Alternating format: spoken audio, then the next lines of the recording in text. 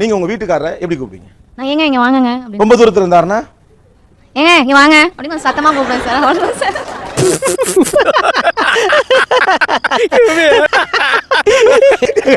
அந்த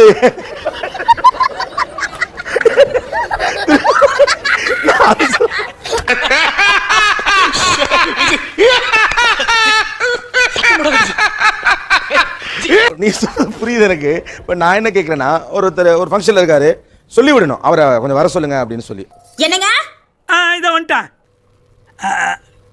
கூப்பிட்டியாம்மா? அவர் பேர் என்னது? நவநீதன் சார். நவநீதன். நவநீதன் வாங்கன்னு கூப்பிடலாம் மாட்டீங்களா? கூப்பிட மாட்டேன் சும்மா கூப்பிட்டு பாருங்க. இல்ல சார், இதுவரைக்கும் கூப்பிட்டதில்ல. ஓகே. கிராமத்து பொண்ணுங்கள்லாம் புருஷன் பேரை சொல்லவே மாட்டாங்க, ரொம்ப மரியாதை கொடுத்து பேசுவாங்க. அதெல்லாம் உனக்கு தெரியாதாருண்ணா? அப்படியா கோபால்? கூப்பிடுங்கன்னா கூப்பிடணும். மாமு. இல்ல சீரியஸாவே கூப்பிடுறது. இப்படி கூப்பிடுங்க. சீரியஸாவே மாமு. மாமுன்னு தான் கூப்பிடுவீங்களா? மாமா.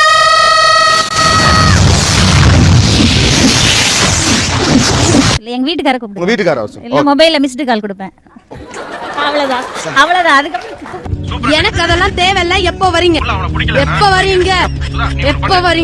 எங்க வீட்டுக்காரர் கண்ணே அப்படின்னு கூப்பிடுவேன். இல்ல நீங்க பெட்ரூம்ல எப்படி கூப்பிடுவீங்கன்னு கேக்கல. நக்கல்யா அவனுக்கு. எங்க இருக்காரு? வந்திருக்காரா? கூப்பிடுங்க. கண்ணே. வணக்கம் கண்ணே. Okay cool. என்னம்மா கண்ணு சௌக்கியமா? தூரத்துல இருந்தா நான் கூப்பிடவே மாட்டேன். நான் பக்கத்துல போய் பேசிட்டு வந்துருவேன். ஓ, நீ எப்படி கூப்பிடுறது? சீரியஸா கூட மாட்டேன். ஐயோ எப்படி வளர்த்திருக்காங்க. சொல். கொஞ்சம் தள்ளி இருந்தானா என்னங்க அப்படின்னு கூப்பிடுவேன். இன்னும் கொஞ்சம் தள்ளி இருந்தா யஸ்வினாப்பா கொஞ்சம் இப்படி பாருங்களேன். யஸ்வினாப்பா. ஆமா.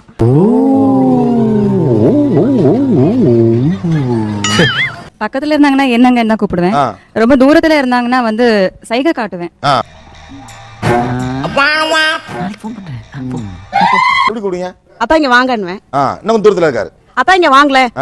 ஓகே. கிட்ட இருந்தாருன்னா வாடான்னுவேன். என்னடி சொல்ற? நீ என்ன சொல்ற? என்னடி சொல்ற? பக்கத்துல இருந்தாருன்னா இங்க வாடான்னுவேன். என்ன கேளப்படாது. எப்படி வந்து சீக்கிரம் பாத்தீங்களா? கூப்பிட்டு காட்டுங்க எனக்கு. இங்கதான் இருக்காரு. பரவாயில்ல கூப்பிடுங்க. எங்க இருந்தாலும் கூப்பிடுங்க. ஜோ 2-3 தடவை கூப்பிட்டீங்கன்னா வேற மாதிரி ஆயிரும். நாய் கூப்பிடுற மாதிரியே இருக்கு. அத பத்தி நீ ஃபீல் பண்ற? நான் ஃபீல் பண்ணனும். Okay? Be careful. I say தொப்லா. அப்படினா குஷி மூட்ல இருந்தா ஐ சே தொப்லா. போயா தோப்லா. தொப்லானா? நான் குஞ்சாயினா நீ தோப்லாடா. வீட்டுக்காரர் முன்னால என்ன போஸ்டர்ல உட்காருவீங்க? எப்படி உட்காருவீங்க? வீட்டுக்காரர் உட்கார்ந்து நின்னுட்டு இருக்காரு, உட்கார்ந்திருக்காரு. அவர் முன்னால எப்படி உட்காருவீங்க?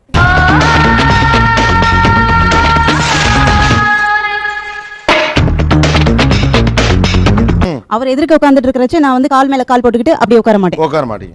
ஏன்? அது வந்து எப்படி உட்கார கூடாது? கால் ஆட்டின்னு உட்கார கூடாது. கால் ஆட்டிட்டு உட்கார கூடாது. கால் ஆட்டின்னு கால் மேல கால் போட்டுன்னு உட்கார கூடாது. அப்படி உட்கார மாட்டீங்க. நீ ஏமா பின்னாடி நிக்கற?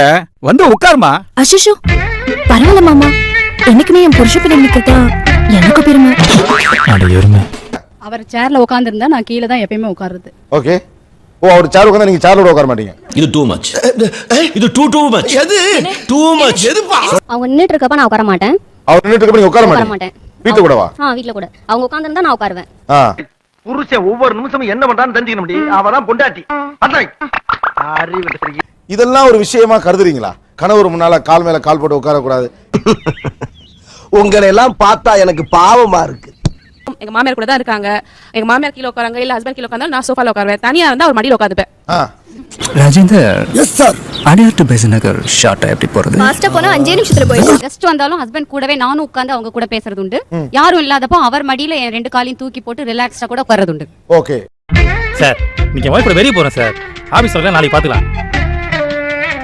சார், எனக்கு என் வேலையோட என் வைஃப் தான் சார் முக்கியம். புரிஞ்சுங்க சார். அவர் சேர் போட்டு உட்கார்ந்திருந்தாருன்னா நானும் பக்கத்துல சேர் இழுத்து போட்டு பக்கத்துல உட்கார்ந்துக்குவேன். சப்போஸ் டிவி பாத்துட்டு இருக்காருன்னா அவர் தோள்ல சாஞ்சிட்டு டிவி பாக்குறது எனக்கு கம்ஃபர்ட்டபிளா ஃபீல் பண்ணுவேன்.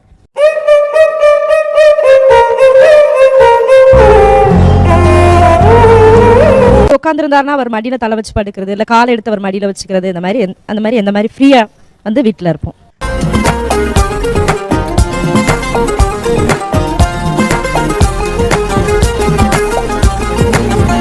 கணவனே கண் கண்ட தெய்வம் என்கிறது ஒரு தரப்பு.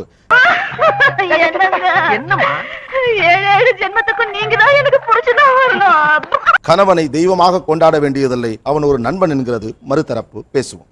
அழகான மனைவி, அன்பான துணைவி அமைந்தாலே பேரின்பமே.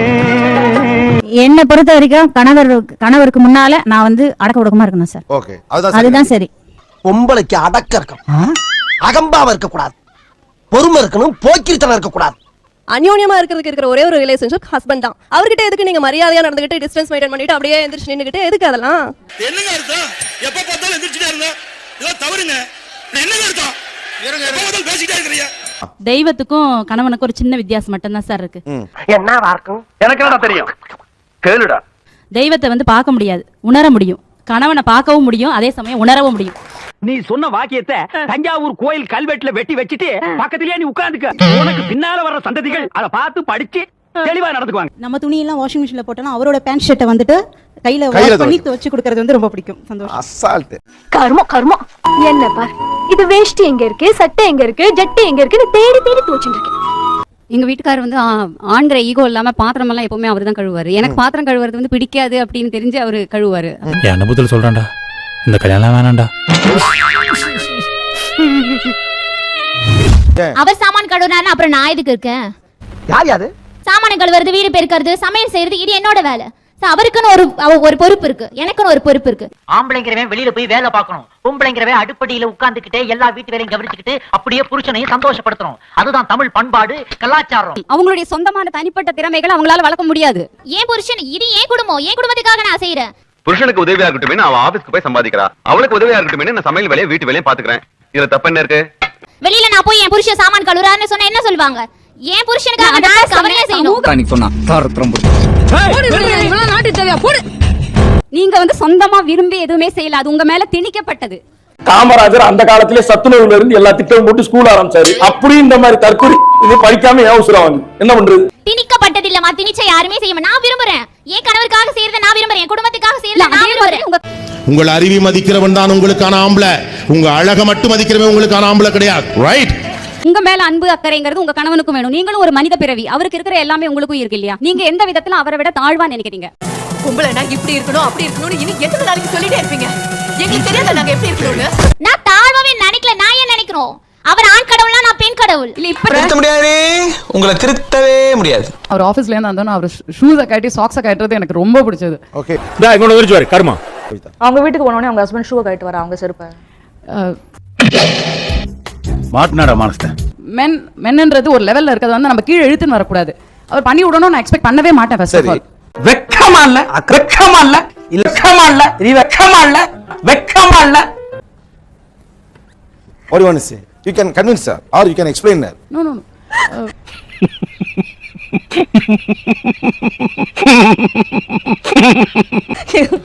இது எதுவும் பண்ண முடியாதுன்னு எனக்கு தோணுது. இதான் சார் நம்ம பையன் புத்திங்கிறது. என்ன பண்றீங்கம்மா? நீங்க என்ன படிச்சிருக்கீங்க? நான் MBA பண்ணிருக்கேன். நான் ஒரு ஹவுஸ் வைஃப். நான் You are an MBA. I am an MBA. நம்ப முடியவில்லை, இல்லை இல்லை. ஒரு MBA படிச்ச பொண்ணு இப்படி ஒரு ஆட்டிடியூட் இருக்கிறத நீங்க எப்படி பாக்குறீங்க? எனக்கு ரொம்ப அதிர்ச்சியா தான் இருக்கு. அதிர்ச்சியா இருக்கு. இவங்க பண்றதெல்லாம் என்ன சார் அக்கிரமமா இருக்கு சார். இவங்களாம் பண்றது ரொம்ப தப்பு சார். அது பயங்கர ஷாக்கா இருக்கு. ஒரு பக்கம் இன்னொரு பக்கம் பயங்கரமா கோவம் வருது. இவங்க வந்து கன்வீனியன்ஸ்னு சொல்றாங்க. அது கன்வீனியன்ஸ் இல்ல, அது என்னோட right. I think I have to live my life. அது தப்புடா, அது பைத்தியம் என்னன்னு தெரியுமா தெரியாது. அப்படி மனநிலை வர்றதே பைத்தியம், அது அவசியம் இல்லாத விஷயம் உனக்கு தெரியும். ஆனா நீ அதை என்ஜாய் பண்ற. பாய் பாய். நேயர்களே, இவ்வளவு நேரம் இது ஒரு முக்கியமான பேட்டியை பார்த்தா தயவு செய்து சப்ஸ்கிரைப் பண்ணுங்க. இல்லைன்னா இந்த மாதிரி புது